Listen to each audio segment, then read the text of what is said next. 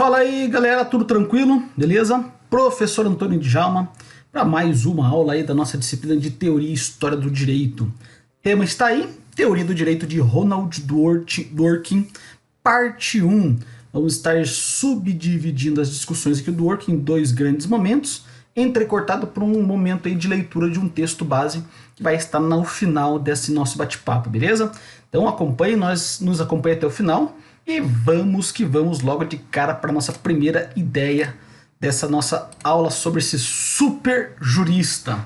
Quem foi esse sujeito chamado Ronald Dworkin?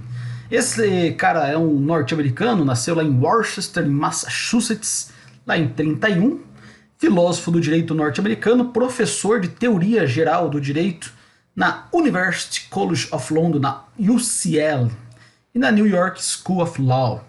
E diante disso tem aí uma repercussão gigantesca, grandiosa, com uma crítica ferrenha ao chamado juspositivismo, ao positivismo jurídico, e nós vamos aí compreender um pouquinho sobre a contribuição desse grande jurista.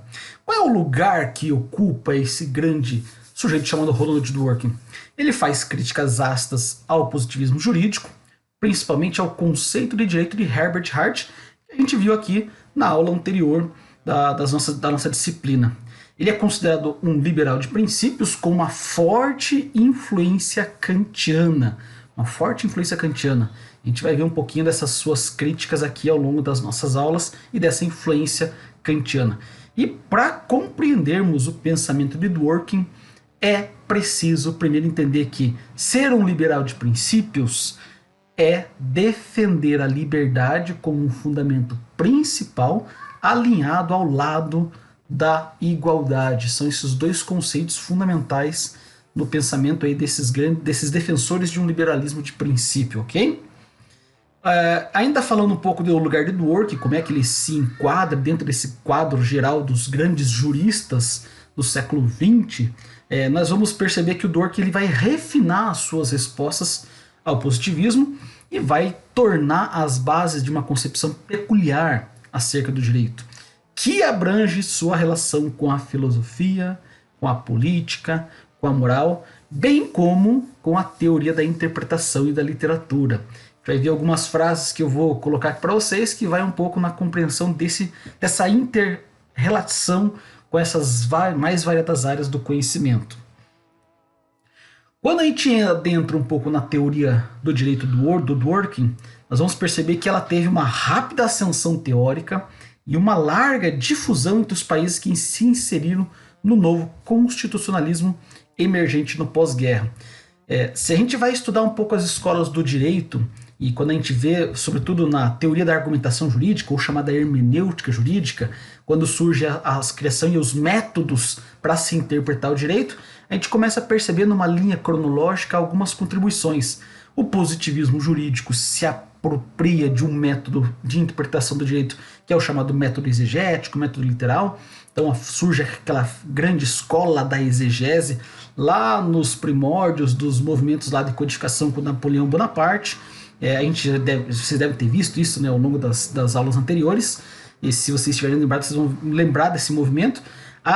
A escola da exegese sofre duras críticas da escola histórica crítica, com um grande jurista lá, o Savigny, né, que vai falar que então o direito não deve se restringir a uma análise exegética da letra da lei, mas deve se preocupar com o Volksgeist, com o espírito do povo e com essas mudanças culturais, com os costumes da população, para mostrar que o legislativo e as leis nem sempre acompanham esses movimentos históricos.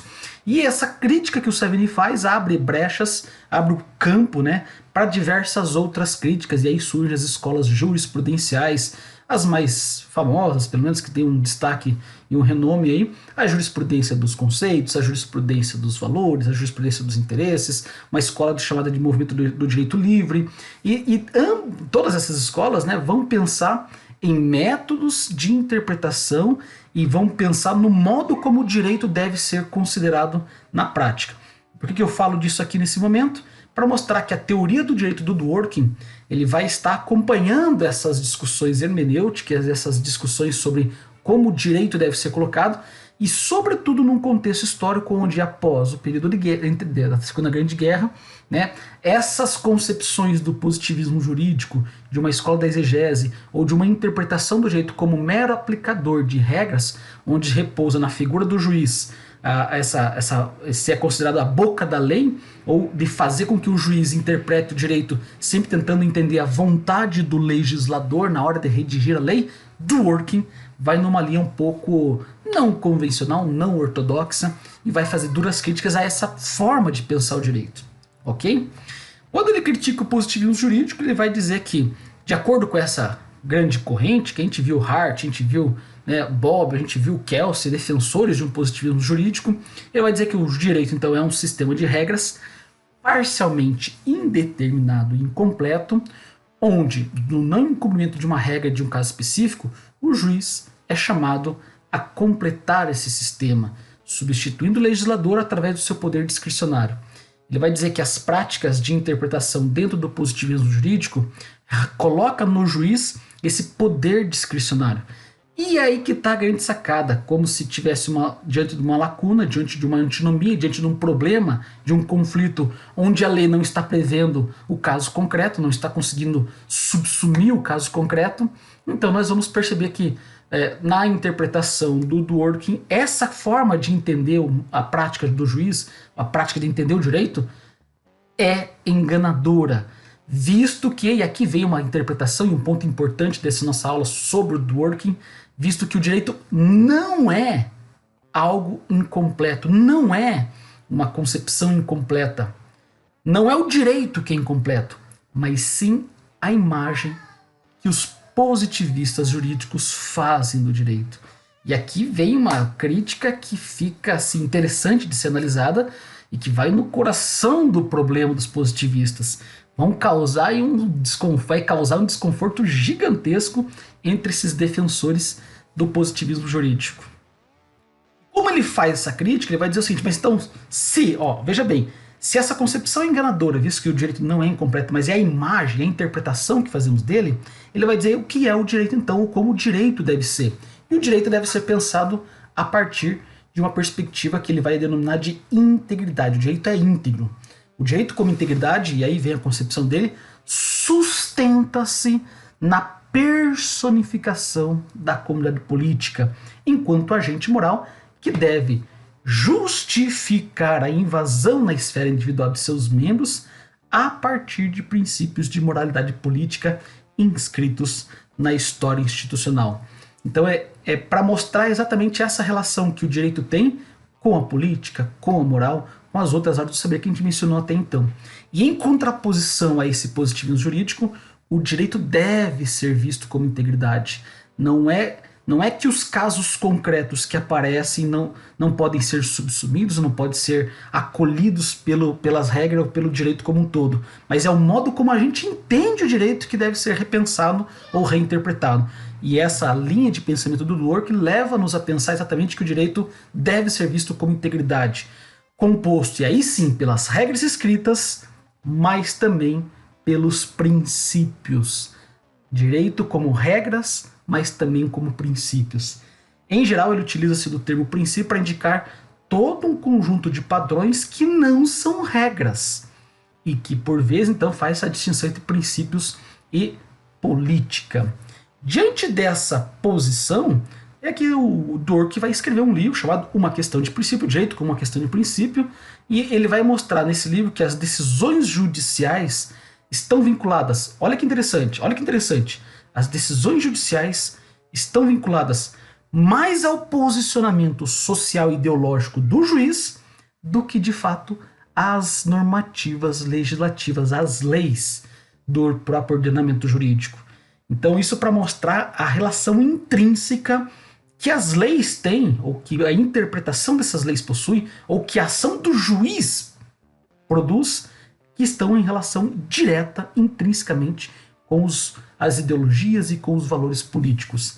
Por isso que o Dworkin vê a interpretação como um processo de construção, uma evolução em decorrência da própria mudança social.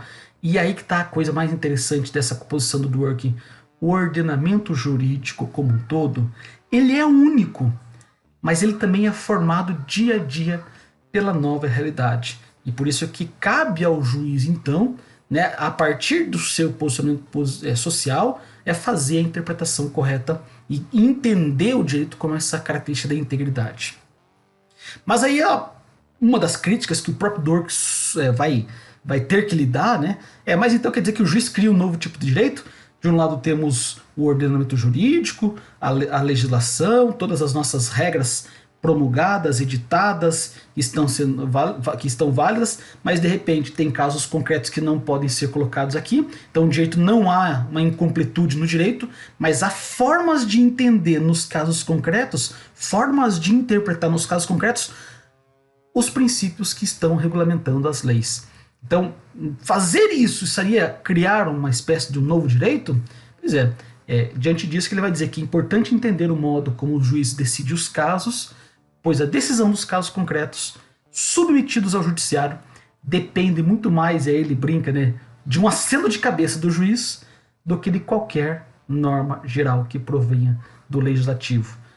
Parte-se da premissa de que a prática do direito é ou deve ser argumentativa. Não é uma aplicação ipsis literi papum da regra da lei, mas é preciso argumentar sempre disso.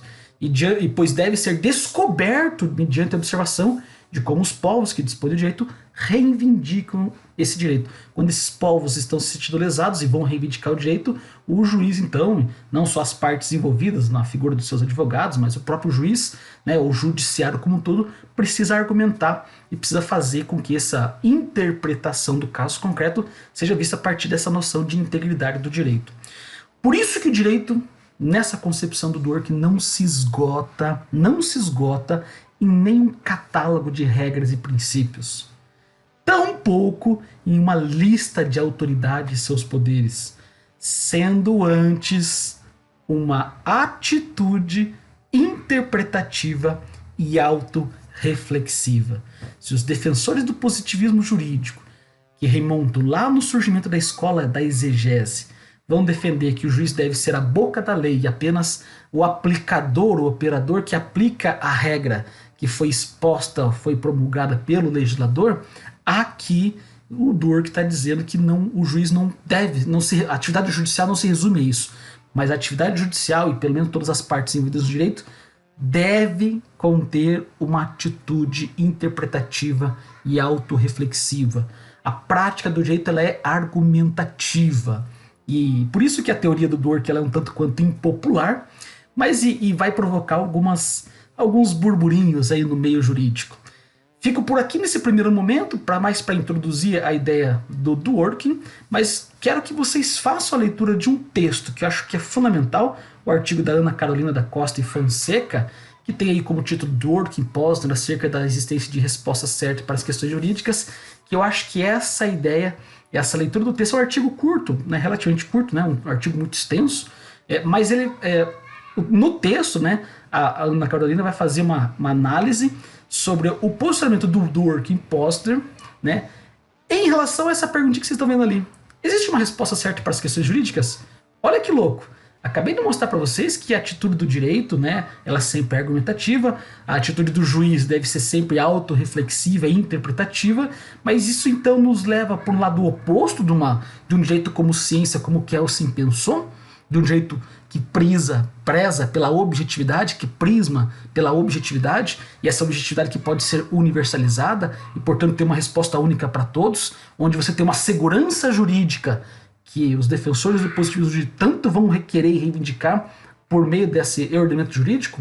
Pois e aí que está a grande sacada. Pensar isso parece contraditório. Então, cada juiz vai decidir de acordo com o seu próprio umbigo, com seus próprios valores sociais, com sua própria ideologia. Então nós não teremos uma única resposta certa. Seria isso? Esse é o problema de investigação. E aí, para que vocês possam entender esse contexto e a resposta que o Dworkin dá, e aí legal, porque chama para o bate-papo Posner, que também é um outro jurista, e que vai, por meios diversos, defender a mesma ideia, mas com argumentações diversas, e a resposta do Dworkin dele é sim, existe uma resposta certa para as questões jurídicas, mas não é a forma de pensar como os positivistas jurídicos pensavam. Por isso que deixo aqui para vocês como problema, espero que vocês se sintam sensibilizados e ardentes e desejosos de entender um pouco como o Dworkin resolve esse problema. Posto aqui e na sequência eu retomo essa ideia para a gente poder discutir um pouco mais sobre o tema do Dworkin, beleza? Valeu? Fico por aqui. Ah tá, atenção, essa atividade de fazer a leitura de texto e responder essa pergunta, como que o Dworkin se posiciona e como que o Posner se posiciona, não é uma atividade avaliativa, tá? Fiquem tranquilos. É mais um roteiro, é mais um texto base para aprofundamento dessas questões que eu anunciei aqui de maneira introdutória e que a gente vai construir, terminar de construir isso na próxima aula. Beleza? Valeu? Abraços, qualquer dúvida, manda que a gente vai conversando. Valeu!